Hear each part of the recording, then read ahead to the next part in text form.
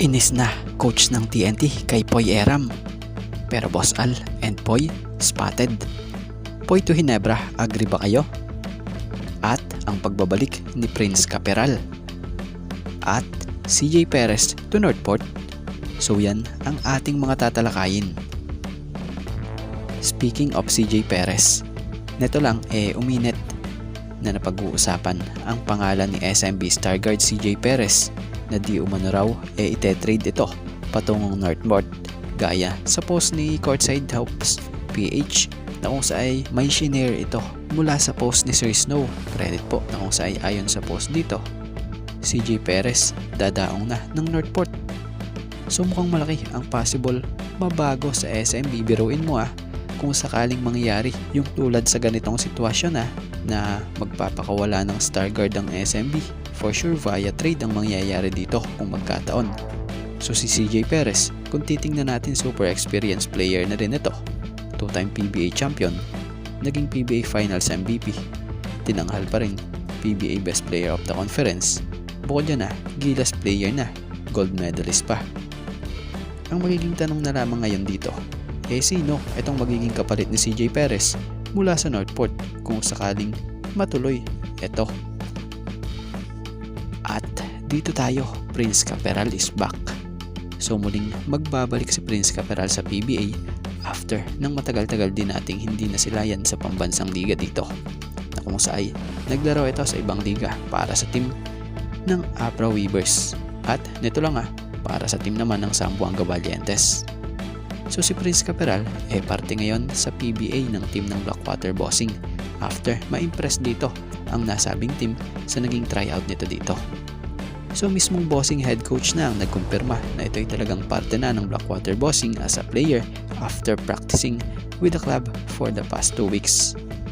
Sa mga hindi nakakaalam si Prince Caperal isang 31-year-old, center forward ang position.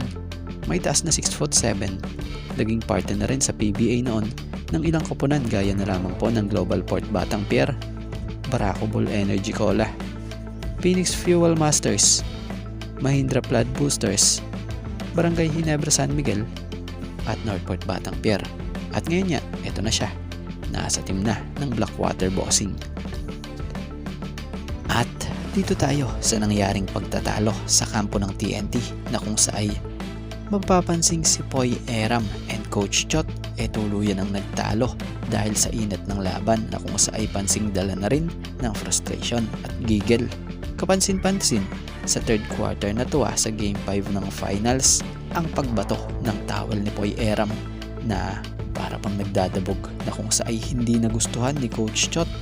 At ayun, nauwi sa pagtatalo na kung saan kapansin-pansing pinakakalma nga ni Kelly Williams si Poy na kung saan ito'y kinailangan pang ilayo para mabawasan ng init ng tensyon sa bench.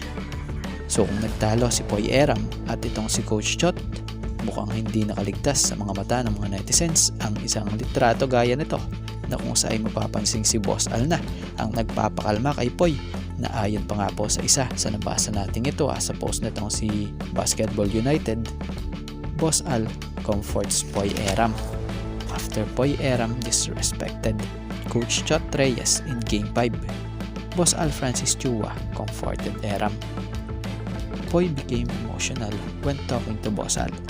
If Poy Eram were to ship to Ginebra, would you agree? So ano opinion nyo rito? Pero para sa atin, ang opinion natin dito bilang opinion natin na inuulit natin, why not? Kung aayawan ba talaga ito ng TNT total, mahusay naman siya. Yung attitude lang naman talaga need baguhin sa kanya Tapos bukod doon baka mas gumaling pa nga ito sa Ginebra kung ito'y mapunta dahil favorite team niya nga ito mula noon pa. So kung kayo ang tatanungin ano ang opinion nyo sa tulad ng nabasa natin ito?